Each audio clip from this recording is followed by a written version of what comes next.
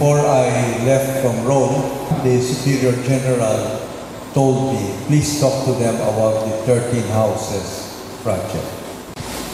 As I was telling you, I would like to thank you for being here tonight to listen to me and to participate in the Mass. I have heard a lot about the Vincentian family here in Indonesia. In fact, whenever we organize training programs for Asia, we are almost sure there will be an Indonesian, 1 or 2 or 3 Indonesians. And of course, we also know the different branches of the Vincentian family are doing their own work. They have their own priorities and projects. And so I would like to encourage you. I would like to encourage you to continue with whatever you are doing. If there is any bond among us, it is the spirituality of Saint Vincent de Paul. Imagine a man who lived 400 years ago, his spirit still alive today. Because the spirituality that he taught us is timeless. And so many people, the Vincentian family today numbers more than 2 million all over the world. The biggest, of course, is the Society of St. Vincent de Paul, that is almost 1 million people. And even today, we are discovering some members of the Vincentian family that we did not know before. According to the latest survey, I think there are almost 200 different branches. So it is actually a privilege and an honor to be here, to be a member of this family, to be welcomed and accepted here in Indonesia. And usually the Superior General writes us a circular letter, one in Advent, another one in Lent, another one during the feast of St. Vincent de Paul, another one in Christmas. I want to follow up on what he wrote for Lent. He was talking about a sense of community among the Vincentians. And he said, when God created us, He did not create us to be alone. In fact, if you read the creation story in the Bible, after God created man, He found that man should not be alone, and He created almost immediately. So He made us really to be together. For those who are single and who have consecrated themselves to God, they form a community of people. And for those who do not enter religious life or become priests, even if they are not married, they are still members of a family. That is why he said we are really meant to be together, to work together, and to act together. And he gave the example of the Holy Trinity as our model for community. As you know, St. Vincent had 2 mysteries that he had a special devotion to. The first one was the mystery of the Incarnation. That is why Christmas for St. Vincent was very special, because that was when the Son of God became a man. And it was from the mystery of the Incarnation that St. Vincent drew his spirituality towards the poor. Because he said that God could have remained as God, but He became a human being.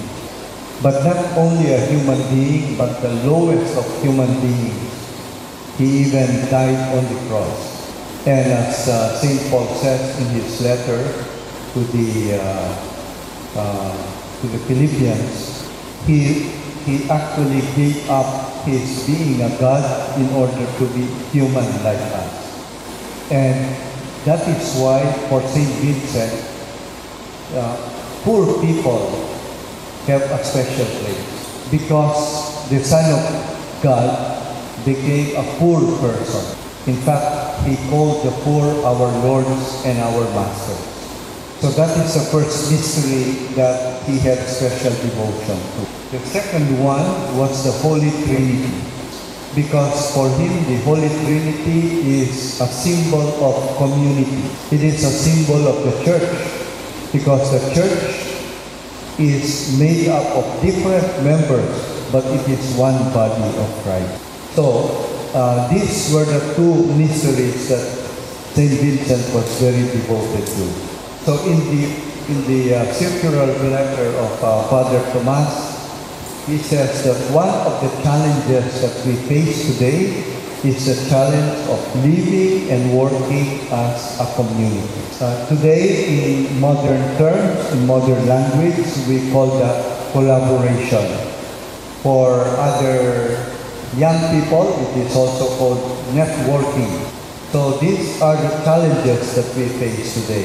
Why did he say that collaboration is a challenge? Because, as he said, each one of us, each person, each community, each group, each organization, they have their own priorities. We have our own preferred apostolate.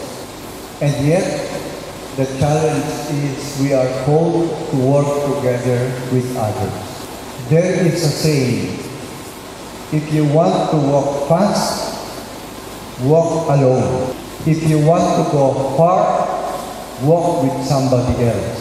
It is actually meant in order to give a simple message that we have to walk with each other.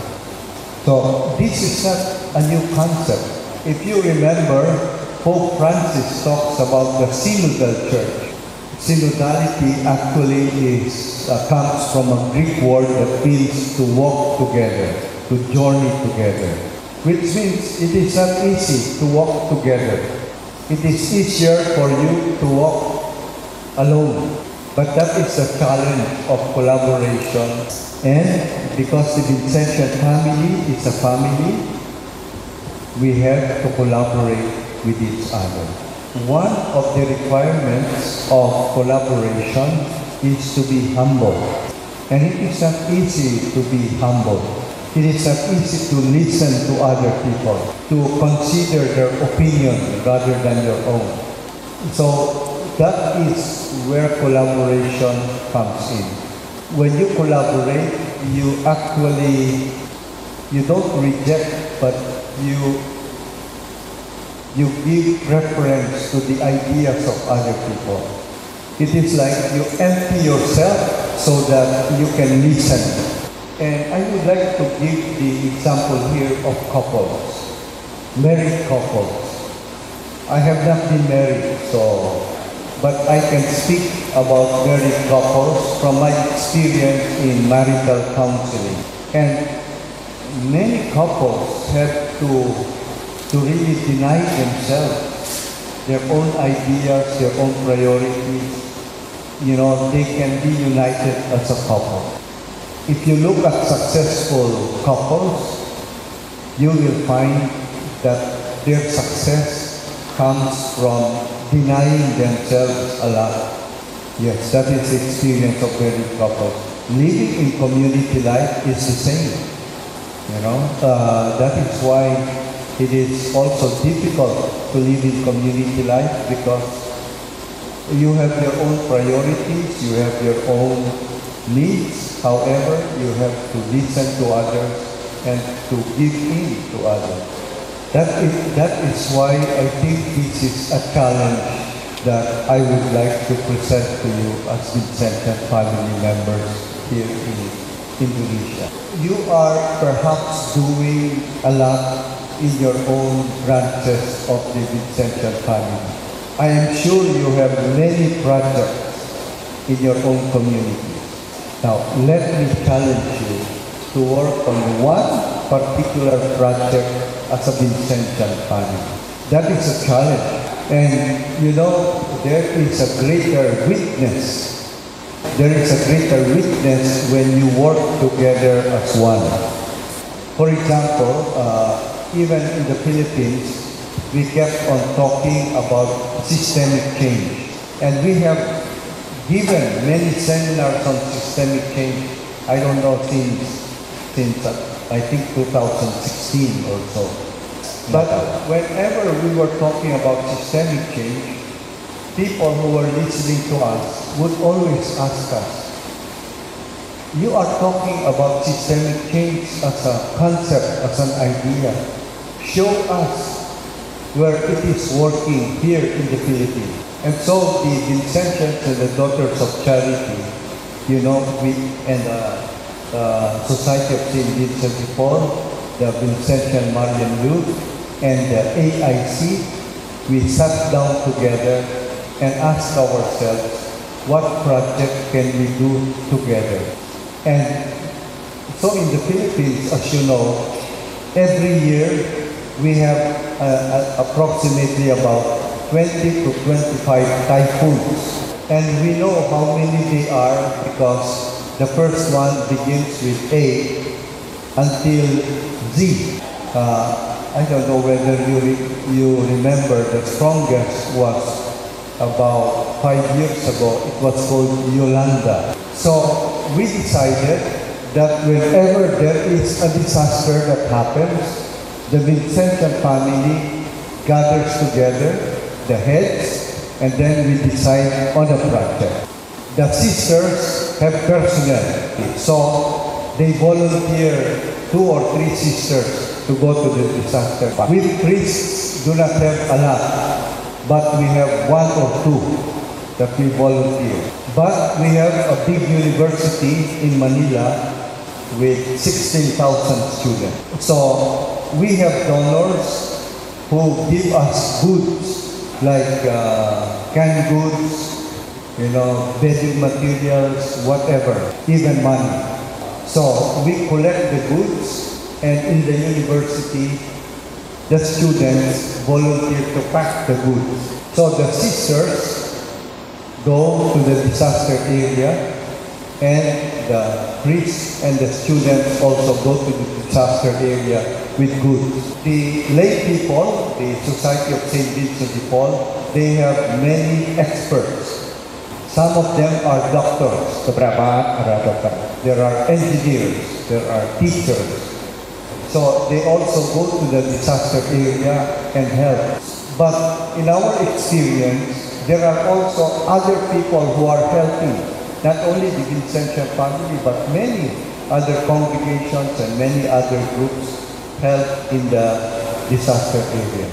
So we have made a policy that after a few days in the disaster area, when people are being taken care of, we move away from them.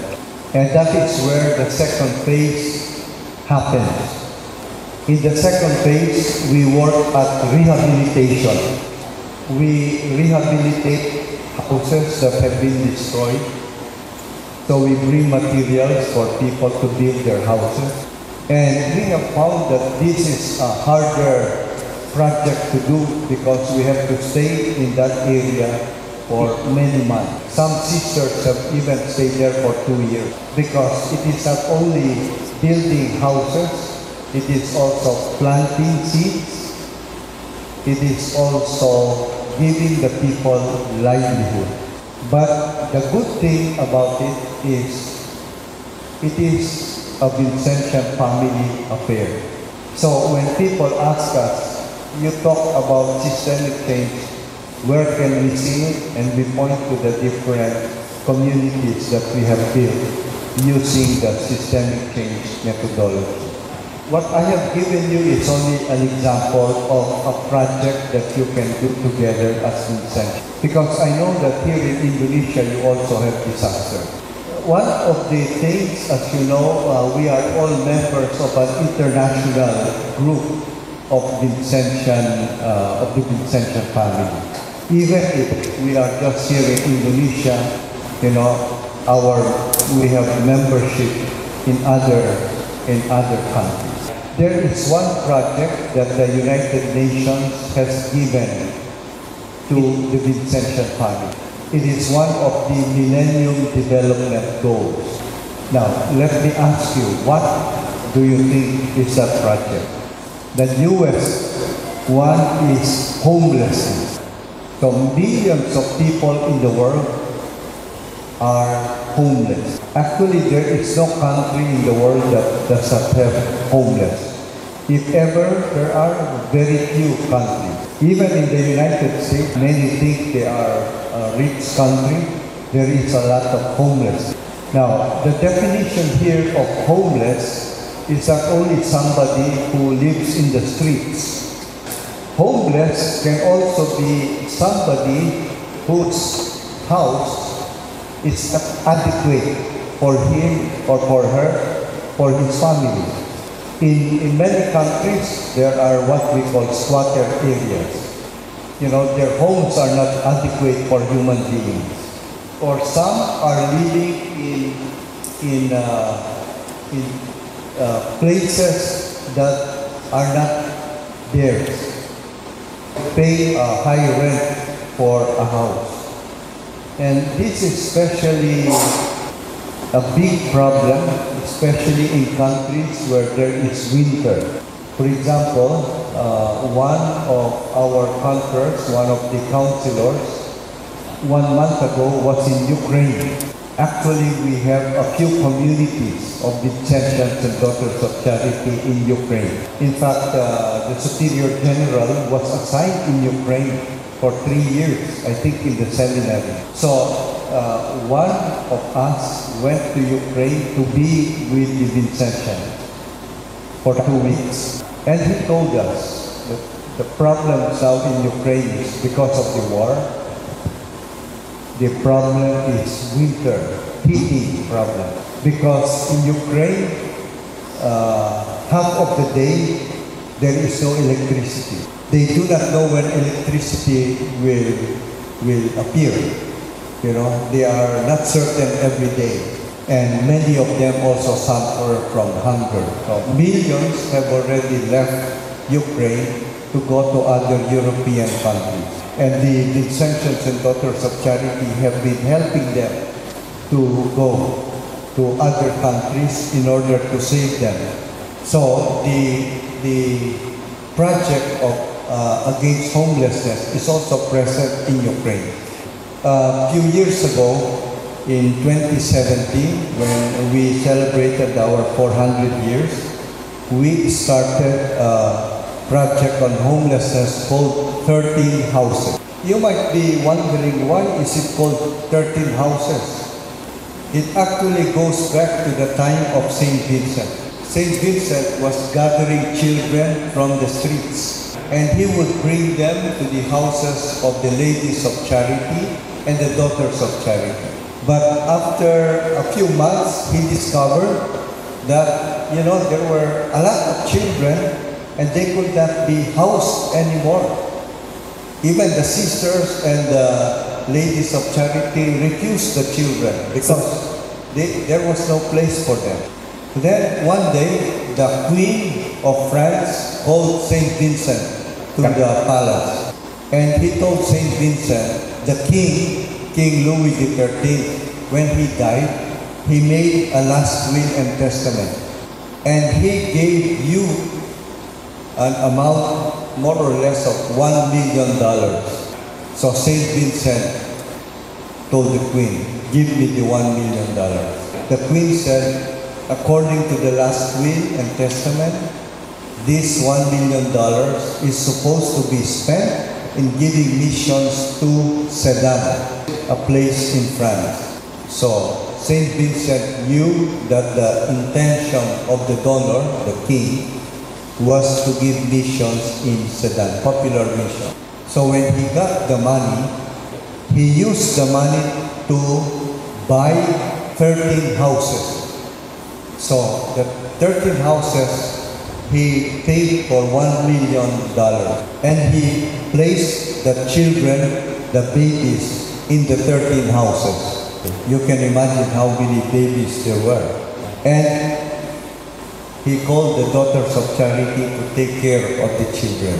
Then he went to the Ladies of Charity and he told them, please pay rent for these 13 houses so that he will have money Saint Vincent used to give missions in Sedan. This is an example of the creativity of Saint Vincent. He used money in order to generate money to help the poor. And that is where we got this title of the project on homelessness, which is 13 houses. It could be only one house, it could be 10 houses, it could be 100 houses, no matter how many they are, but the project is called 13 Houses Project. In Madagascar, Father Pedro Opeka has built more than 500 houses. In the Philippines, our Vincentian family has also built a few houses. Now, if you know Ana Maria Escanio, Children of Mary, the Vincentian Marian Youth, she had also her own project, and it is called Just One House.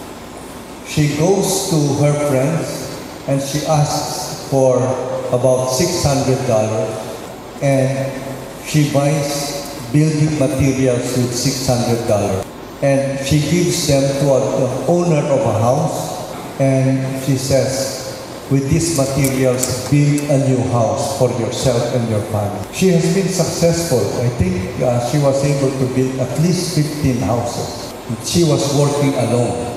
But in the project of the Vincentian family, she was also involved in the homeless project. Before I left from Rome, the Superior General told me, please talk to them about the 13 Houses project. And so I want to challenge you, work together on even just one project. It is something to think about. If we are really a family, we have to work together. Finally, last November 22nd, we were invited by the Pope to go to St. Peter's Square.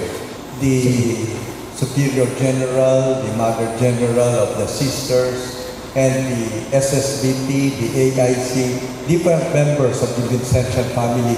There were about 100 of us who went to the square. A Canadian sculptor donated to Pope Francis a statue called The Sheltering. So, if you see the sculpture, there is a dove with a kind of a cloth covering a homeless person. Pope Francis called the Vincentian family and he said, I want to donate this statue to you because this is your ministry, the homeless people. So I hope that you pick it up here in Indonesia or whatever projects. You know, you can start with small projects, working together. That will be a big boost to the Vincentian.